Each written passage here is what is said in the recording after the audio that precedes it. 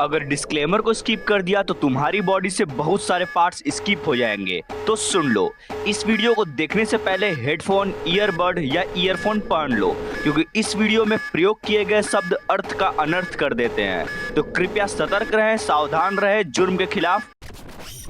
Hi friends, तो कैसे हो तुम लोग। मैं आशा करता हूँ कि बढ़िया ही होगे। और वीडियो स्टार्ट करने से पहले एक शायरी सुन लो, तो गौर फरमाइएगा कि दोस्ती में ना कोई रिच होता है ना होता है पुअर। वाह वाह वाह वाह। सुन लो कि दोस्ती में ना कोई रिच होता है ना होता है पुअर। और तुम लोग को देख के ऐसा लगता है जैसे गंदी नाली में लेटा सुअर। सॉरी। अरे गुस्सा मत हो यार, मैंने थोड़ी ना कुछ बोला है, वो मेरी आवाज नहीं थी। और वैसे भी सॉरी तो बोल ही दिया हूँ। छोड़ो, अच्छा अब बढ़ते हैं पोयम की तरफ। तो चलो शुरू करते हैं इस वीडियो को इन्हीं बकचोदियों के साथ।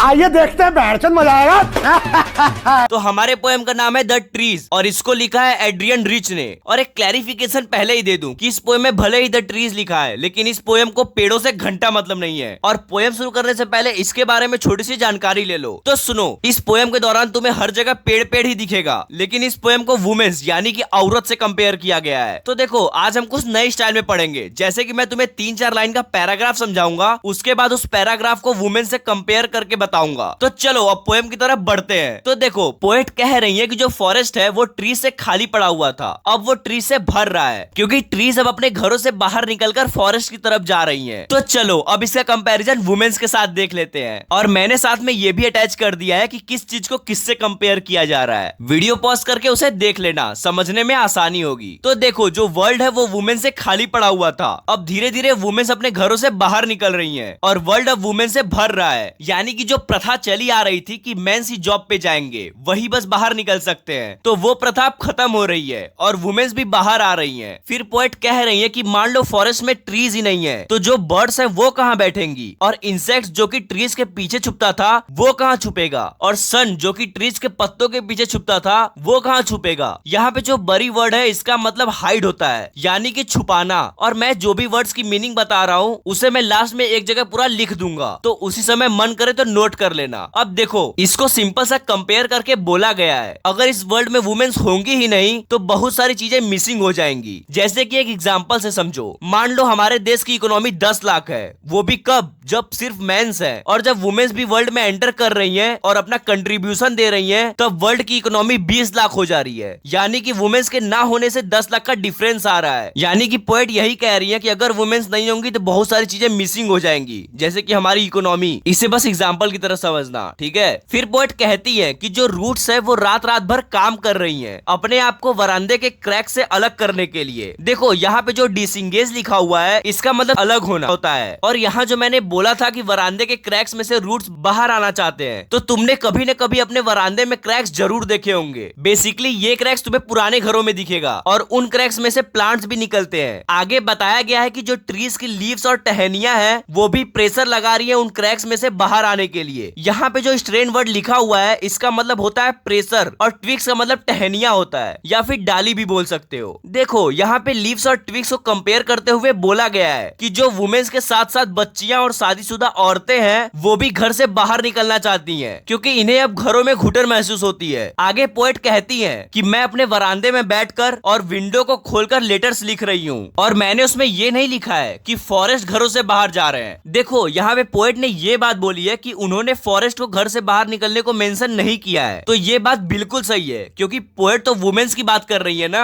उन्होंने तो सिर्फ कंपेयर किया है ट्रीज को वुमेन्स से। देखो, यहाँ पे डिपार्चर का मतलब है किसी जगह से दूर जाना, जैसे कि वुमेन्स घरों से दूर जा रही हैं, यानी कि वर्ल्ड में अपना कंट्रीब्यूशन देने। फिर वो कहती हैं कि नाइट जो है वो एकदम फ्रेश है और पूरा मून आसमान में साइन कर रहा है, यानी कि चमक रहा है, और जो लीव्स और लीचन की स्मेल है वो पोएट तक पहुंच रही है। लीचन यानी कि काई, ठीक है, और उसकी स्मेल पूरे रूम में आवाज की तरह साउंड कर रही है, यानी कि गूंज रही है। फिर पोएट कहती है कि मेरे दिमाग में कुछ फुसफुसाने की आवाज गूंज रही है। देखो, यहाँ पे जो विस्पर लिखा हुआ है उसी का मतलब फुसफुसाना होता है, तो इस समय पोएट के दिमाग में बहुत सारी फुसफुसाने की आवाजें आ रही हैं, जैसे कि वुमेन्स अपने में फुसफुसाते हुए कह रही हैं कि कब हम घरों से बाहर निकलेंगे, और मेंस भी फुसफुसा रहे हैं कि वुमेन्स को बाहर जाने देना चाहिए या नहीं। तो फिर पोएट कहती है कि कल तक ये सब शांत हो जाएगा, यानी कि ये फुसफुसाना, क्योंकि कल से महिलाएं घर से से बाहर तरक्की करने जाने लगेंगी। फिर वो कहती हैं कि सुनो, क्लास इज ब्रेकिंग, यानी कि जो वुमेन्स पे घर से बाहर ना जाने के बैरियर या रेस्ट्रिक्शन थे वो सब टूट रहे हैं। फिर पोएट कहती है कि जो ट्रीज हैं वो रात में बाहर आ रही हैं और विंड यानी कि हवाएं उनका स्वागत कर रही हैं। स्टम्बलिंग का मतलब गिरते पड़ते बाहर आना होता है। फिर इसे कंपेयर करते हुए कहा जा रहा है कि रेस्ट्रिक्शन के हटने के बाद वुमेन सब बाहर आ रही हैं और जो वर्ल्ड है उनका स्वागत कर रहा है। फिर पोएट कहती है कि जो मून है वो मिरर की तरह टूट गया है और टूट के पीसेस में बट गया है और ओक ट्री के ताज जैसा चमक रहा है, यानी कि जो मून के पीसेस हैं वो ओक ट्री के ऊपर ताज जैसे चमक रहे हैं। देखो, जो ओक ट्री होता है वो काफी बड़ा होता है और उसकी टहनियां बहुत ही मजबूत होती हैं। अब इसको कंपेयर करते हुए कहा गया है कि वुमेन्स को आजादी मिलने के बाद वो अपना टैलेंट दिखा रही हैं और बहुत से फील्ड्स में जीत हासिल कर रही हैं और एक विनर की तरह चमक रही हैं। चलो, तो तुम्हारी पोएम यहीं पे खत्म होती है। और एक बात मैं कहना चाहूंगा कि लड़कियों को फ्रीडम मिली ये बहुत ही अच्छी बात है और बहुत सारी लड़कियां अपना अपना कंट्रीब्यूशन भी दे रही हैं, जो वाकई में एक गर्व की बात है। लेकिन कुछ लड़कियां ऐसी भी हैं जो इंस्टाग्राम पे ऐसी ऐसी रील्स पोस्ट करती हैं और उन्हें लगता है कि वो पैशन फॉलो कर रही हैं। बट ऐसा कौन सा पैशन होता है भाई जो लड़कों को खुश करने के लिए बनाओ? शायद तुम लोग समझ गए होगे। तो चलो, अब आगे नहीं बोलूंगा, ठीक है? और लड़कियों, बुरा लगा हो तो सॉरी यार। तो चलो, तुम लोग वीडियो को लाइक एंड शेयर कर देना और चैनल को सब्सक्राइब भी। चलो, बाय।